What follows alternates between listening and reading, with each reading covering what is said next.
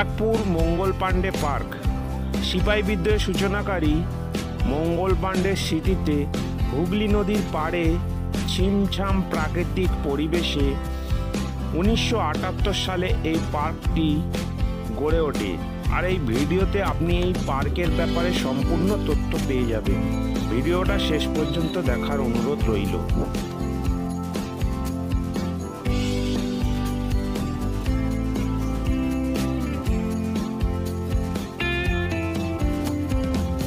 আমি এখন দাঁড়িয়ে আছি ব্যারাকপুর মণ্ডল পাণ্ডে পার্কে। আর যে স্বাধীনতা সংগ্রামীর নামে এই পার্ক, পিছনে তার মূর্তি দেখতে পাচ্ছেন এবং কি ইতিহাসটা আছে সেটা এখানে তুলে ধরা হয়েছে। আমরা এই মঙ্গল পাণ্ডে পার্কটা আপনাদের ঘুরে দেখাবো।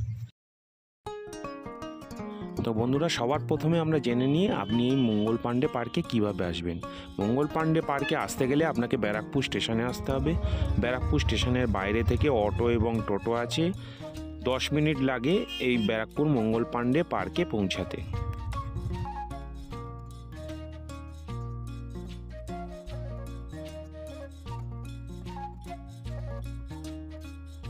তো বন্ধুরা, অটো এবং টোটো এসে আপনাকে এই জায়গাটায় নামিয়ে দিয়ে যাবে যদি আপনারা বুক না করে থাকেন। আর এই রাস্তাটা দিয়ে সোজা 4 থেকে 5 মিনিট হাঁটলে আপনি মঙ্গল পাণ্ডের পার্কে পৌঁছে যাবেন।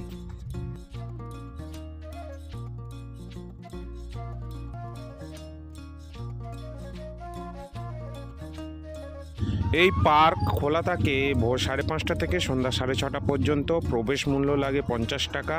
আর আপনি এখানে বাইরের খাবার নিয়ে প্রবেশ করতে পারবেন না।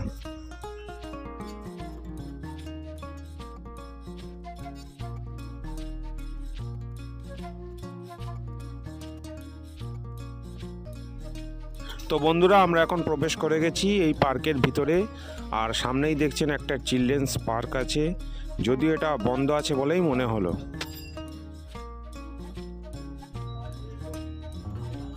এই পার্কে ঢুকে প্রথমে আপনার যে জিনিসটা চোখে পড়বে তাহলে এই পার্কটা খুব সুন্দরভাবে এবং পরিপাটি করে এবং ছিমছামভাবে সাজানো গোছানো। সাথে এখানে প্রচুর গাছপালা আছে, আপনি যেখানে ইচ্ছা বসতে পারেন, অনেক বসার জায়গা আছে।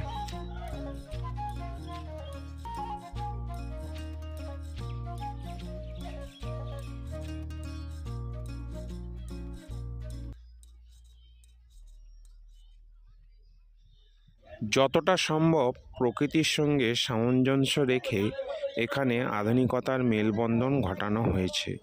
এই জিনিসটা আপনার খুব ভালো লাগবে।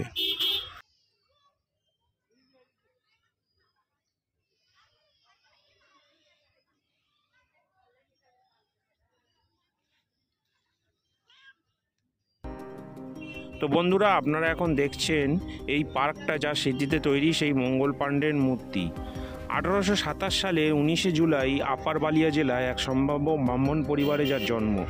পরবর্তীকালে তিনি ইস্ট ইন্ডিয়া কোম্পানির 6th কোম্পানির 34 বেঙ্গল নেটিভ ইনফ্যান্ট্রিতে যোগ দেন এবং তারই হাত ধরে ভারতবর্ষের স্বাধীনতা সংগ্রামের সূচনা হয়, যা বাংলা সহ সারা ভারতবর্ষে ছড়িয়ে পড়ে এবং এই ব্যারাকপুরের ধোবিঘাটেই তাঁর ফাঁসি দেওয়া হয়। আর আমরা এখন আছি সেই ঐতিহাসিক জায়গায়।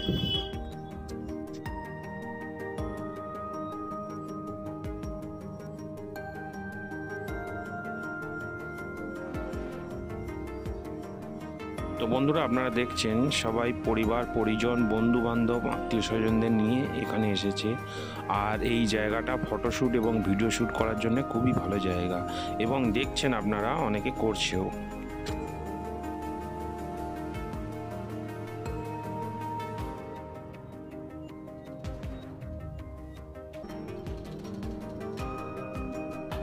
আর এই অপরূপ সুন্দর পার্কে বসে আপনি হুগলি নদীর তীরে সূর্যাস্তের শোভা উপভোগ করতে পারেন। সেটাও একটা অপরূপ সুন্দর দেখার জিনিস।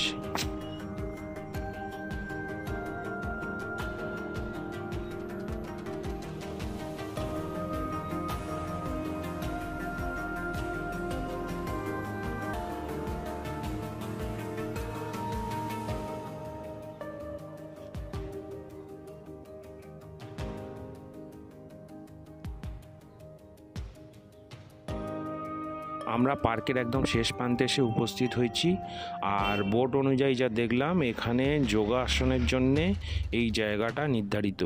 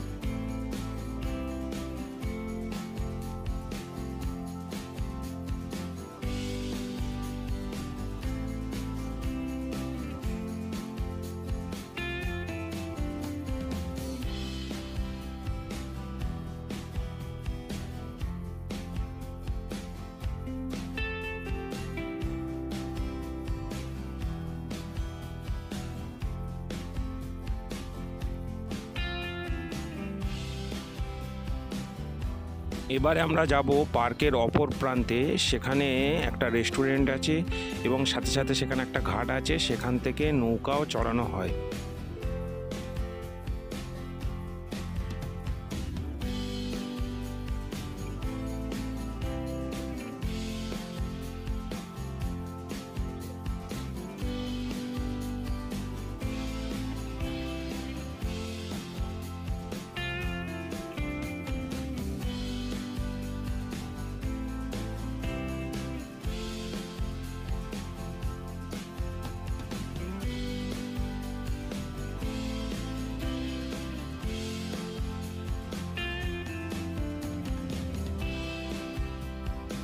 আর এই হলো সেই রেস্টুরেন্টটা। এখানে নানান রকম ধরনের খাবার পাওয়া যায়।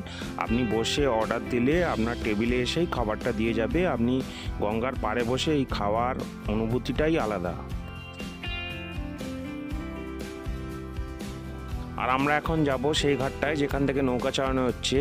আর এর সামনে একটা খুব সুন্দর মন্দির আছে, এটাও দেখে নেবেন।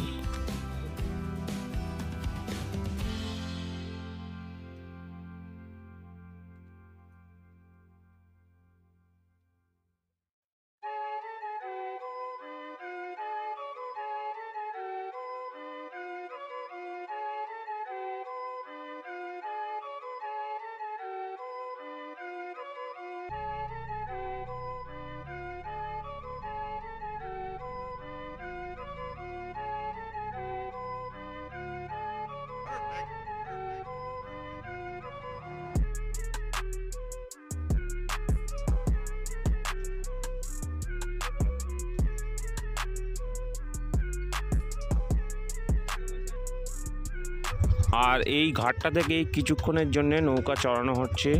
50 থেকে 100 টাকা নিচ্ছে, আপনারা ভালোভাবে কথা বলে নেবেন।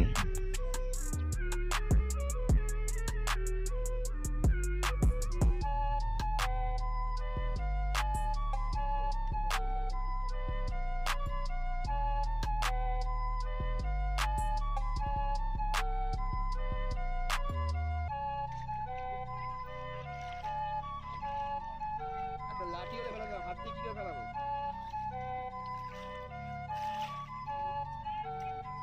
না, পা দিয়ে একটা হাত রাখবেন।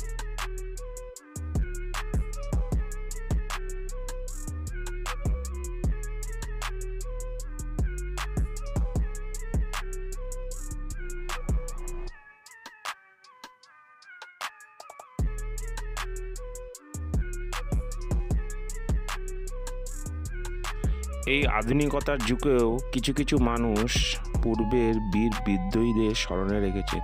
তো সেরকমই একটা মানুষের সঙ্গে সাক্ষাৎ হলো। আর আমাদের ভিডিওটা এখানেই শেষ করতে হচ্ছে। দেখা হবে আপনাদের সঙ্গে পরের কোনো ভিডিওতে। চ্যানেলটা লাইক এবং সাবস্ক্রাইব করে আমাদের পাশে দাঁড়াবেন।